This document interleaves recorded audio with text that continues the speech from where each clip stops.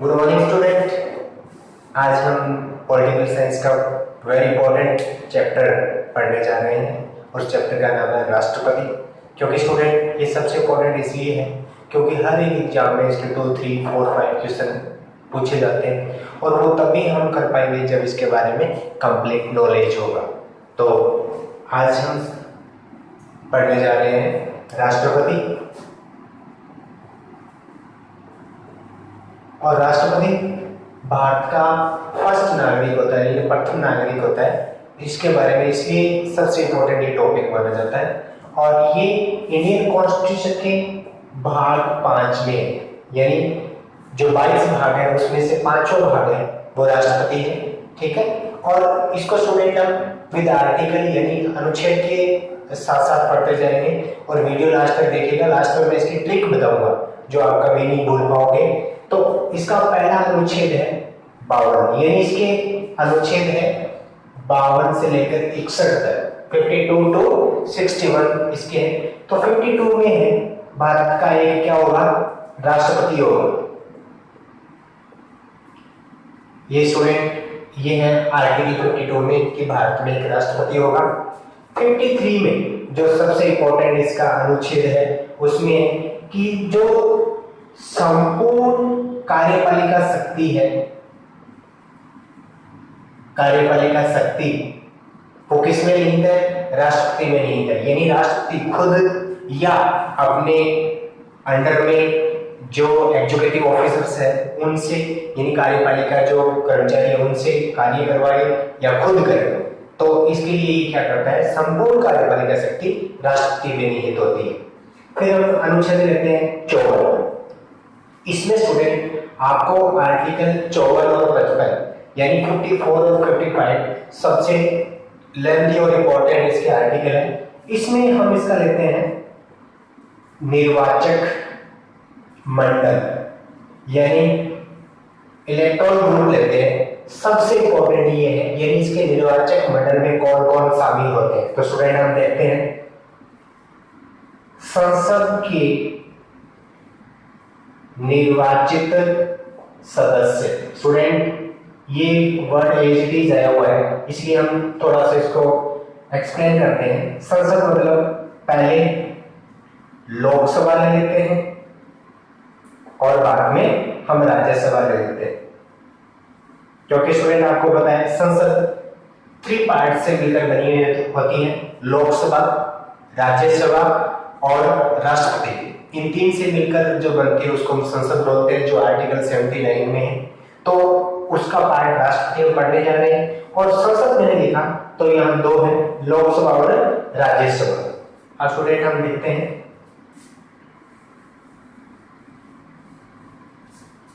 Article 54 में हमने लिया एक ली लोकसभा और अदर हैंड लिया राज्यसभा। इनके बारे में डिटेल से हम पार्लियामेंट में संसद में पढ़ेंगे, पहले डायरेक्ट इसके लेते हैं।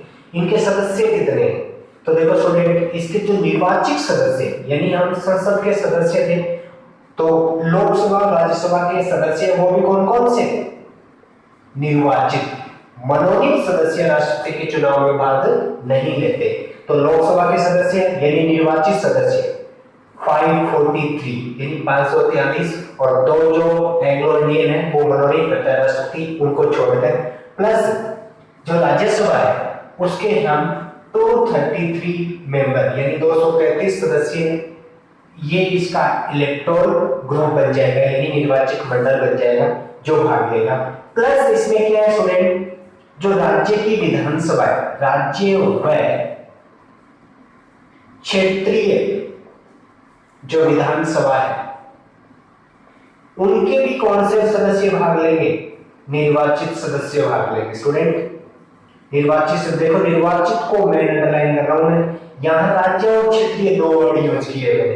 राज्य का मतलब टोटल राज्य और क्षेत्रीय मतलब जो यूटी केंद्र शासित प्रदेश है वो उसमें 2 शामिल है। एक तो स्टूडेंट कौन सा, दिल्ली और एक है पुदुचेरी। इन दोनों के जो विधानसभा के मेंबर है वो भी इसमें भाग लेते हैं। स्टूडेंट कोई बात ना, आर्टिकल में लास्ट में और भी लिखा हुआ तो दिल्ली और यानी इसको हम शॉर्टकट में बोलता हूँ DPRD, यानी दिल्ली और पांडिचेरी के जो विधानसभा सदस्य हैं वो भाग लेते हैं।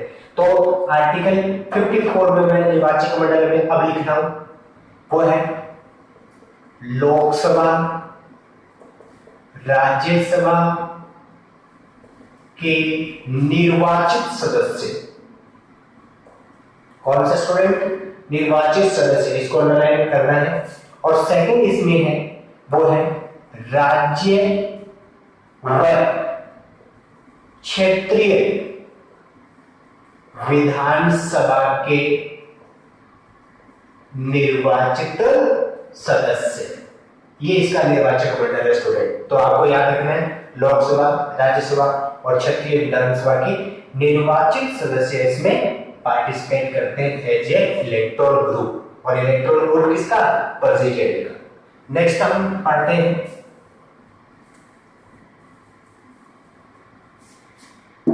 स्टूडेंट आर्टिकल 55 में इसकी चुनाव की प्रक्रिया, चुनाव की प्रक्रिया। किसके चुनाव की प्रक्रिया? राष्ट्रपति के चुनाव की प्रक्रिया। तो राष्ट्रपति की चुनाव की प्रक्रिया स्टूडेंट कैसे है? मैं पहले जो आपको वर्ड है यानी इसका नाम वो बताता हूं।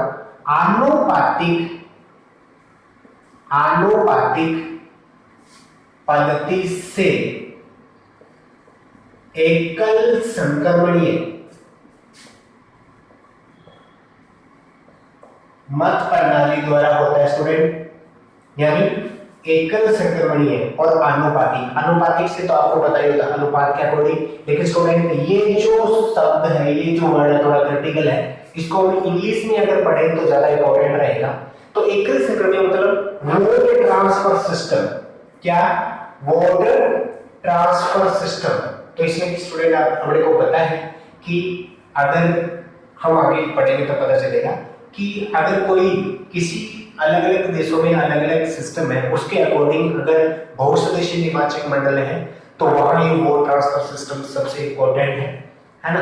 तो उसके बारे में पढ़ेंगे। तो आनुपातिक पद्धति द्वारा एकल संक्रमणीय मत प्रणाली। अब इसमें देखिए स्टूडेंट, हमने कहा था कि इसमें total MPs plus MLAs participate करते हैं, वो भी इलेक्टेड। तो हमें क्या करना पड़ता है, यहाँ एक एमएलए की वोट वैल्यू निकालनी पड़ती है, यानी जो आपका विधायक है उसका मत मूल्य निकालना पड़ता है। तो देखो मत मूल्य निकालने का जो एक फॉर्मूला है वो क्या होता है, क्योंकि हमें पता है कि एमएलए कहां से होते हैं? एमएलए होते हैं राज्यों से।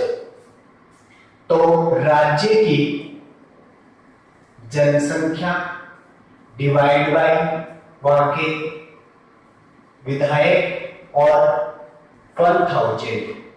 तो स्टूडेंट इससे क्या निकाला जाता है, यानी इससे निकाला जाता है। देखो मैं हो सकता है आपको वहां दिखाई नहीं दे, दोबारा मैं आपको बता रहा हूं इसका। एक विधायक का मत मूल्य, एक विधायक का मत मूल्य, क्योंकि स्टूडेंट हमारे यहाँ पॉपुलेशन के अकॉर्डिंग इलेक्शन या पार्टिसिपेटर या रिप्रेजेंटेटिव कहते हैं वो इलेक्ट होते हैं, इसलिए मत मूल्य निकालना कंपलसरी है। और वो है राज्य की जनसंख्या डिवाइड बाय वहां से जो इलेक्टेड पर्सन है, जो विधायक बोल रहे हैं वो विधायक, और डिवाइड बाय 1000, 100 नहीं लेना है। तो उनसे हमें वो पॉपुलेशन याद करने की जरूरत नहीं है।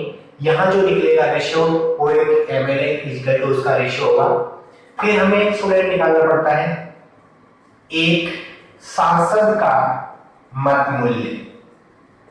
सांसद का जैसे निकाला था, यानी एक जो एमपी है उसका मत मूल्य। तो हम लिखेंगे जो हमारे टोटल विधायक है ना, कुल विधायक है, उनको डिवाइड कर देंगे किन से? सांसद से। तो हमारा क्या आ जाएगा? एक सांसद का मत मूल्य आ जाएगा। अब स्टूडेंट जो प्रेसिडेंट है वो इलेक्ट कैसे होगा, उसका भी एक फॉर्मूला है, वो हम अभी देखते हैं। यानी आनुपातिक प्रणाली द्वारा या वोट ट्रांसफर सिस्टम द्वारा एक प्रेसिडेंट इलेक्ट होता है, उसका मत मूल्य क्या है, तो हम बोलते हैं वैध मतों की संख्या, वैध मतों की संख्या +1+1+1। ये देखिए स्टूडेंट, यहां थोड़ा सा कंफ्यूज हो सकते हैं, देखिए क्योंकि हमारे यहाँ नीचे क्या लिखा रहता है, निर्वाचित सदस्यों की संख्या +1 और उसके बाद वाला +1 ये है।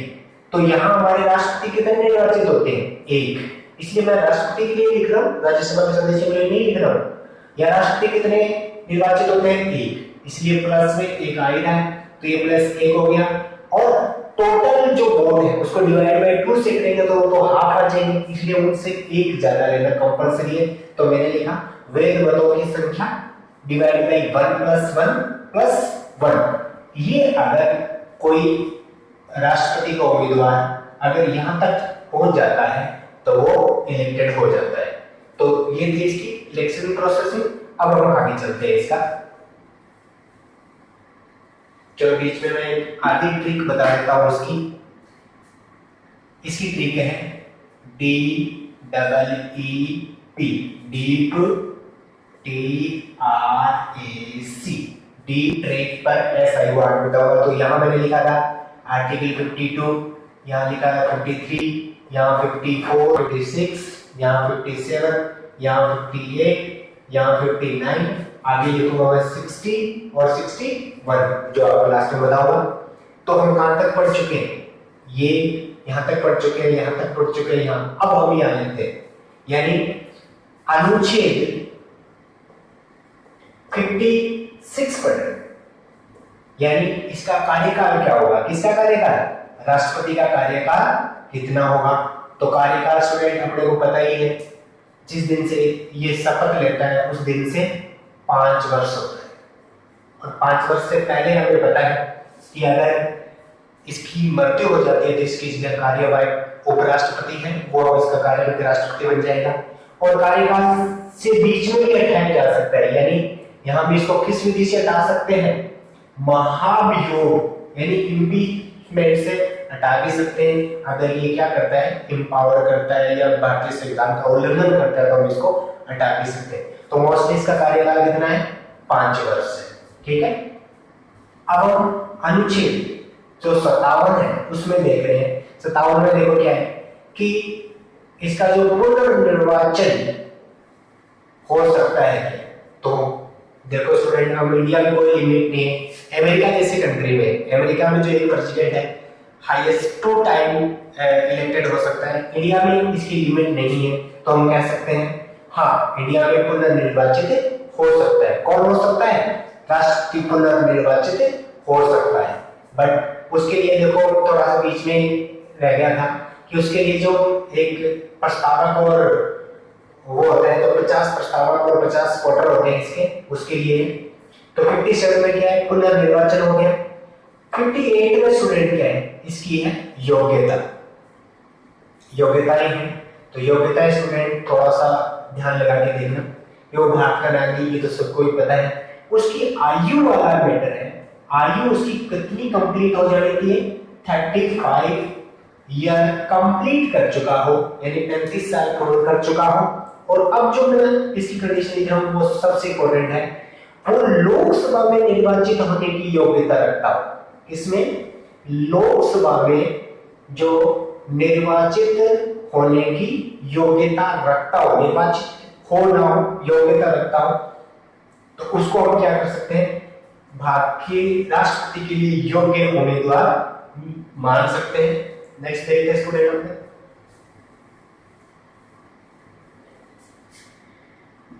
आर्टिकल 59 अनुच्छेद 59 क्या कह रहा है, ये कह रहा है इसकी शर्तें क्या है, कंडीशन क्या है। तो देखो शर्तें क्या है, एक तो लाभ के पद पे ना हो, ठीक है स्टूडेंट, लाभ का पद यानी गवर्नमेंट सर्वेंट ना हो।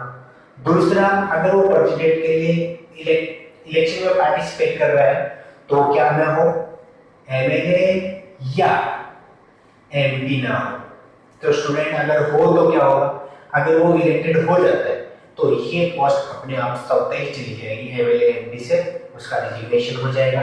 ठीक है, फिर हम कह रहे हैं कंडीशन ये है कि जब तक वो राष्ट्रपति है उनकी कोई भी हाउसेज वगैरह उनमें कोई भी कटौती नहीं की जाएगी, उनके लिए एक हाउस होगा यानी आवास होगा वो दी जाएगी, ये उनके लिए शर्तें हैं।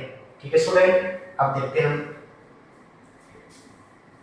आर्टिकल 60 क्या है। 60 कर रहा है, 60 में है शपथ। शपथ कौन दिलाता है? शपथ हमें पता है जो सर्वोच्च न्यायालय है, सर्वोच्च न्यायालय का मुख्य न्यायाधीश, मुख्य न्यायाधीश इसको शपथ दिलाता है, यानी सुप्रीम कोर्ट का जो चीफ जज है यानी सीजे वो इसको शपथ दिलाता है, ओथ दिलाता है। ठीक है, और जो 61 है यानी 61 है वो इसके लिए सबसे इंपॉर्टेंट है। उसमें हम लिख सकते हैं स्टूडेंट महाभियोग। क्या? महाभियोग। महाभियोग मतलब इम्पीचमेंट, यानी प्रेसिडेंट को रिमूव करने की जो पद्धति है या सिस्टम है उसको हम इम्पीचमेंट बोलते हैं। महाभियोग हटाने की विधि वो कैसे लगाते हैं, इसकी भी एक छोटी सी ट्रिक है, हम देखते हैं। तो देखो स्टूडेंट, महाभियोग देखिए, महाभियोग इम्पीचमेंट। तो पहले मेरे के अकॉर्डिंग देते हैं, हम 14 लिख देते हैं, 14 के पास ही 1/4, उसके पास भी 2/3 और यहाँ 2/3, यानी इम्पीचमेंट महाभियोग कैसे स्टार्ट होगा? अगर राष्ट्रपति भारतीय संविधान का उल्लंघन करते हैं, तोड़ते हैं या इम्पावर करते हैं, तो हम क्या करते हैं? संसद का कोई भी सदन, संसद के किसी भी सदन के 14 दिन हम पहले बता देंगे और 1/4 सदस्य यानी 1/4 1/4 सदस्य उस पर क्या लगा दे? आरोप लगा दे। ठीक है, और उससे पहले हम कितने दिन पहले बता देंगे इसको? 14 दिन पहले हम इनको बता देंगे कि आप पर ये संज्ञान है, तो संगीन आरोप है। तो क्या करता है स्टूडेंट? ये 1/4 पेपर आरोप लगा देते हैं। उसी सदन के सदस्य अगर 2/3 बहुमत से पास करते तो दूसरे सदन में भेजेंगे और दूसरे सदन के सदस्य भी 2/3 बहुमत से पास करते तो इसका रिजाइन माना जाता है। तो हम कहेंगे पहले हम कितने दिन पहले बता देंगे? 14 दिन पहले बता देंगे। अब ये क्वेश्चन होता है कि संसद के कौन से सदन में आरोप लगाया जाएगा? तो कोई सा भी सदन आरोप लगा दे, है ना, और उसके कितने मेंबर? 1/4 सदस्य आरोप लगा दे, तो उसी सदन का 2/3 बहुमत से उसको पास करते हैं। तो दूसरे सदन में, क्योंकि यही रूल मेकिंग हो रहा है, तो भारतीय जो संसद है उसमें कितने सदन है? 2 है, एक आपकी लोकसभा है और आपकी राज्यसभा है। तो स्टूडेंट अगर इस सदन के मेंबर 1/4 आरोप लगा देते हैं तो इसी के 2/3 सदस्य 2/3 बहुमत से पास करते हैं तो सेकंड हाउस में भेजेंगे। इसी तरह के सेकंड हाउस के सदस्य भी 2/3 बहुमत से पास कर देते हैं तो इम्पीचमेंट या महाभियोग है स्टूडेंट है वो क्या हो जाएगा? क्लियर हो जाएगा। अब देखो क्वेश्चन क्या आता है? क्वेश्चन ये आता है कि महाभियोग, हालांकि आज तक कोई भी भारतीय राष्ट्रपति पर महाभियोग लगाया नहीं गया है, ठीक है, और प्रोसेस भी नहीं स्टार्ट हुई है राष्ट्रपति पे, तो लेकिन अगर हो तो हम क्या करें? क्वेश्चन बहुत बार इसके बारे में पूछा गया है कि अगर राष्ट्रपति पर महाभियोग कंप्लीट हो गया तो क्या किया जाएगा? जैसे राष्ट्रपति पर महाभियोग लग गया तो वो रिजाइन, कब तक राष्ट्रपति बने रहेंगे?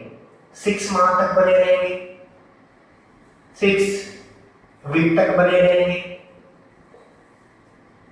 2 सप्ताह तक बने रहेंगे, या हम कहेंगे कि उसी समय हटा हुआ माना जाएगा, यानी इंपीचमेंट कंप्लीट हो गया है। स्टूडेंट इंपीचमेंट कंप्लीट हो चुका है, महाभियोग कंप्लीट हो चुका है, दोनों सदनों में पास हो चुका है, ठीक है। और अब इसमें क्या किया जाए? अगर पास हो गया तो न तो 6 महीने वाली कोई प्रोसेस है, नहीं कोई 6 सप्ताह वाली प्रोसेस है, नहीं कोई 2 सप्ताह वाली है, नहीं कोई 60 दिन वाली है। इम्पीचमेंट का मतलब है ऑन द स्पॉट हटा दिए जाएंगे, उसी समय ही वो हटा हुआ माना जाएगा। ठीक है स्टूडेंट, अब थोड़ा सा हम इसके बारे में और पढ़ते हैं। अब मैं ट्रिक बताने वाला हूं आपको। ट्रिक देखिए,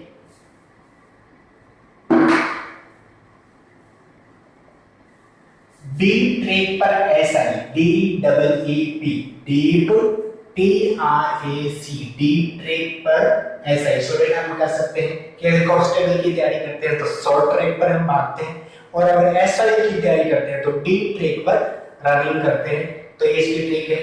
डी फोर हम क्या करते हैं, इसके पद को क्या कर रहे हैं, डिफाइन कर रहे हैं। किसके पद को, राष्ट्रपति के पद को डिफाइन कर रहे हैं। ठीक है ना। E4 है, ये जो एग्जीक्यूटिव पावर है, वो टोटल एग्जीक्यूटिव पावर किसमें इंक्लूड है, वो प्रेसिडेंट में हमने पढ़ा था। 54 में क्या लिखा, 54 में दूसरा ही है, वो है इसकी इलेक्शन। इलेक्शन हमने कहा था निर्वाचन मंडल कौन है, टोटल हम कहते हैं कि एमपी जो एमएलए वो भी कौन से इलेक्टेड, यानी विधायक और सांसद वो भी निर्वाचित, ये इसका इलेक्शन है। पी का मतलब है प्रोसेस, यानी प्रोसेस क्या होगा, तो हमने यहाँ स्टूडेंट लिखा था कि सिंगल वोट ट्रांसफर सिस्टम से इसका प्रोपोर्शनल सिस्टम से इसका इलेक्शन हो गया, यानी आनुपातिक पद्धति द्वारा, एकल संक्रमणीय विधि द्वारा। टी फोर हम क्या लिखेंगे, इसका टेन्योर यानी समय, कार्यकाल। तो हमें स्टूडेंट पता चल गया था कि टेन्योर का मींस इसका समय है तो 5 ईयर है। और रिफोर रिवाइज, क्या प्रेसिडेंट रिवाइज हो सकते हैं, यस, नॉन लिमिट रिवाइज हो सकते हैं। ए फॉर एबिलिटी, एबिलिटी यानी योग्यता क्या है, वो है। सी फॉर कंडीशन, स्टूडेंट ये कंडीशन है। एस फोर मैंने हिंदी का वर्ड लिया है, यानी वहां दिख रहा है, ये मैं बता रहा हूं, एस आई, ये आर्टिकल 60 है, ये 61 है। एस मतलब शपथ, यानी आपकी ओथ, ये ओथ है, और ये मैंने हिंदी वाला शपथ लिया था। आई फॉर इम्पीचमेंट, ठीक है ना, ये इम्पीचमेंट है, इसको मैंने क्या लिखा था, महाभियोग। तो स्टूडेंट आज हम इस राष्ट्रपति की जो टॉपिक है इसको पढ़ा, आपको अच्छा लगे तो इसको लाइक जरूर करें, कमेंट भी करें, और भी सजेशन हो तो मुझे दें। धन्यवाद।